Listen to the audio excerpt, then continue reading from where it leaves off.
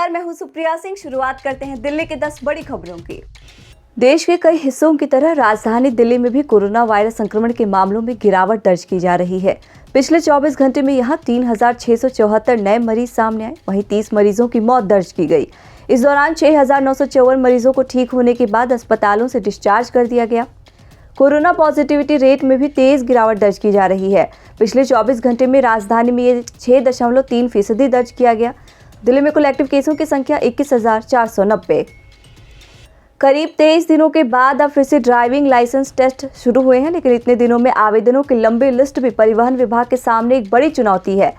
लंबित आवेदनों की संख्या को देखते हुए विभाग ने एक महत्वपूर्ण फैसला लिया है और फिलहाल हफ्ते में 7 दिन ड्राइविंग लाइसेंस के लिए टेस्ट कंडक्ट किया जाएगा। अभी सोमवार के दिन टेस्ट नहीं होते थे, लेकिन अब सोमवार को भी टेस्ट होंगे। विभाग की ओर से इस बारे में सभी जोनल ऑफिसों के इंचार्ज को ये आदेश जारी कर दिया गया है। बैकलॉग को कम करने के मकसद के साथ ये फैसला किया गया है। दरअसल दिल्ली में जनवरी की शुरुआत में कोविड केस बढ़ने की वजह से उस समय 5 जनवरी को ड्राइविंग लाइसेंस टेस्ट और लर्निंग लाइसेंस टेस्ट की प्रक्रिया को रोक दिया गया था। शनिवार से टेस्ट की प्रक्रिया फिर से शुरू हुई है। दिल्ली की सड़कें अब यूरोप की तर्ज पर तैयार होंगी। इसके लिए सैंपल रोड का चुनाव कर लिया गया है। नॉर्थ दिल्ली मॉडल टाउन में मुकुंदपुर चौक के पास करीब 900 मीटर का सैंपल रोड बनाया जाएगा। सैंपल रोड पास होने के बाद इस तरह की सड़कें दिल्ली में 540 किलोमीटर में फिर से डिजाइन कर बनाई जाएंगी। सैंपल रोड के लिए दिल्ली सरकार ने एक सर्कुलर जारी कर अनुमति दे दी है। मुकुंदपुर चौक तक रोड नंबर 51 के 900 मीटर के सैंपल स्ट्रेच का स्ट्रीट स्केपिंग और सौंदर्यीकरण का काम जल्द शुरू किया जाएगा। पीडब्ल्यूडी के अधिकारियों के अनुसार पुनर्विकास के लिए करीब 19 करोड़ रुपए बजट की मंजूरी दी गई है। ये मुख्यमंत्री अरविंद केजरीवाल के महत्वाकांक्षी प्रोजेक्ट में शामिल है। 15 साल के इंतजार के बाद मंडावली के लोगों को तोहफा मिलने जा रहा है। दरअसल मंडावली स्थित तालाब पार्क का जल्द ही कायाकल्प होने जा रहा है। सांसद गौतम गंभीर ने इसके लिए सांसद निधि से 1 करोड़ रुपए जारी किए हैं। इस फंड से पूर्वी निगम इसका उद्धार करेगा।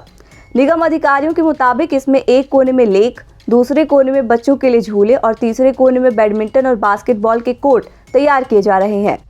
आपको बता दें, करीब 7 एकड़ में फैला ये पार्क पिछले 15 सालों से बदहाल था। निगम अधिकारियों ने बताया कि सालों पहले यहाँ तालाब हुआ करता था, लेकिन बाद में वो सूख गया। इसके बाद यहाँ की दीवारें टूट गई और कूड़े के साथ गंदा पानी भरा रहने लगा। सांसद गौतम गंभीर की पहल पर इसका कायाकल्प किया जा रहा है। दिल्ली मेरठ एक्सप्रेसवे से जुड़ी परियोजना चिपियाना रेलवे ओवरब्रिज तैयार होने के बाद पूरी हो जाएगी। इसके साथ ही परियोजना पूरी होने पर टोल वसूली भी शुरू हो जाएगी। इसे लेकर national highway authority of India की तरफ से टोल एजेंसी के लिए 10 फरवरी के बाद टोल वसूली के लिए सभी इंतजाम करने को कहा गया है। इसे लेकर मंजूरी पहले ही मिल चुकी है, लेकिन कुछ तकनीकी दिक्कतों के कारण अब तक टोल नहीं लग पाया था। टोल लगने के साथ ही करीब 10 महीने से चला आ रहा मुफ्त सफर भी खत्म हो जाएगा। दिल्ली से मेरठ के बीच सफर करने वाले यात्रियों को 140 रुपए एक तरफ से देने होंगे। निगम चुनाव से पहले दिल्ली में आरोपों का सिलसिला तेज है। इसी कड़ी में आम आदमी पार्टी ने बीजेपी पर पूरी दिल्ली में मुफ्त में होर्डिंग्स लगवाने का आरोप लगाया है। आपके मुख्य प्रवक्ता सौरभ भारद्वाज ने कहा कि जिन होर्डिंग से एमसीडी को करोड़ों रुपए का किराया मिल सकता है, उनसे निगम को कोई कमाई नहीं हो रही है। दिल्ली में एक होर्डिंग की साइट का किराया 1 से 1.5 लाख रुपए महीना है और इसके हिसाब से एमसीडी को भारी भरकम राजस्व मिल सकता है। दिल्ली विधानसभा में जब एमसीडी से पूछा गया कि क्या दिल्ली बीजेपी के होर्डिंग्स का किराया लिया जाता है, तो एमसीडी के कमिश्नर ने इस बारे में जानकारी होने से इनकार कर दिया। आम आदमी पार्टी के नेता भारद्वाज ने प्रेस कॉन्फ्रेंस में कहा कि एक तो बीजेपी मुफ्त में होर्डिंग्स लगा रही है, उस पर एमसीडी कोई जवाब नहीं दे रही है। अब एमसीडी ने दिल्ली विधानसभा के प्रश्न का जवाब नहीं देने की बात कही है, यानी चोर की दाढ़ी में तिनका है। दिल्ली निगम चुनाव से पहले हुए परिसीमन के विरोध में आम आदमी पार्टी के नेता पंकज शर्मा दिल्ली हाईकोर्ट पहुंच गए हैं। आम आदमी पार्टी के नेता ने अपनी याचिका में चुनाव आयोग के परिसीमन के फैसले को चुनौती देते हुए इसे रद्द करने की मांग की है। गौरतलब है कि एमसीडी एक्ट की रोटेशन पॉलिसी के तहत दिल्ली में इस बार नगर निगम चुनावों से पहले आरक्षित सीटों का स्वरूप बदला है। यानी जो सीटें पहले महिलाओं के लिए आरक्षित थी, वो अब या तो किसी और वर्ग के लिए आरक्षित हो जाएंगी या सामान्य सीट के रूप में तब्दील हो जाएगी। इसी तरह अनुसूचित जाति के लिए आरक्षित सीटों का स्वरूप भी बदल गया है। पिछली बार जो सीटें अनुसूचित जाति की महिलाओं के लिए रिजर्व थी, वो इस बार पुरुषों के खाते में चली जाएंगी और पुरुषों की सीटें महिलाओं के लिए आरक्षित हो जाएंगी। इसकी वजह से दिल्ली में चुनाव का समीकरण बदल गया है। दिल्ली हाईकोर्ट ने बुलीबाई ऐप बनाने वाले नीरज बिश्नोई की जमानत याचिका खारिज कर दी है। एडिशनल सेशन जज धर्मेंद्र राणा ने कहा कि जिस तरह का अपराध आरोपी ने किया है, उससे वो जमानत पाने का अधिकारी नहीं है। आरोपी ने एक समुदाय विशेष की 100 से अधिक महिला पत्रकारों को पब्लिक प्लेटफॉर्म पर अपमानित किया है। ये किसी भी तरह से उचित नहीं है। इसके अपराध और काम को देखते हुए जमानत नहीं दी जा सकती है। दरअसल महिलाओं की तस्वीरें बुलीबाई ऐप पर अपलोड कर आपत्तिजनक टिप्पणी करने और नफरत फैलाने में जुटे नीरज बिश्नोई को दिल्ली पुलिस की स्पेशल सेल की साइबर सेल ने असम से गिरफ्तार किया था।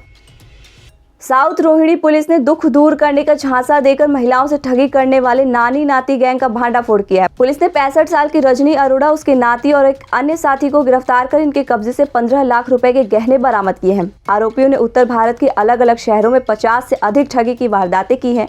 गैंग के शिकार अधिकतर दिल्ली, पंजाब, हरियाणा और राजस्थान के रहने वाले लोग हुए हैं। राजधानी दिल्ली का अधिकतम तापमान 22 दिनों बाद सामान्य हुआ है। दिन भर खिली धूप के चलते लोगों को थोड़ी राहत मिली है। मौसम विभाग का अनुमान है कि अगले 2-3 दिनों तक सुबह ठंड रहेगी। न्यूनतम तापमान सामान्य से कम रहेगा। वहीं धूप निकलने के चलते दिन के समय गर्मी बढ़ेगी। राजधानी में 3 फरवरी को हल्की बारिश का अनुमान है। आप देख रहे थे दिल्ली की 10 बड़ी खबरें। हमारी बाकी खबरों की अपडेट्स पाने के लिए चैनल को सब्सक्राइब कर लीजिए। नमस्कार।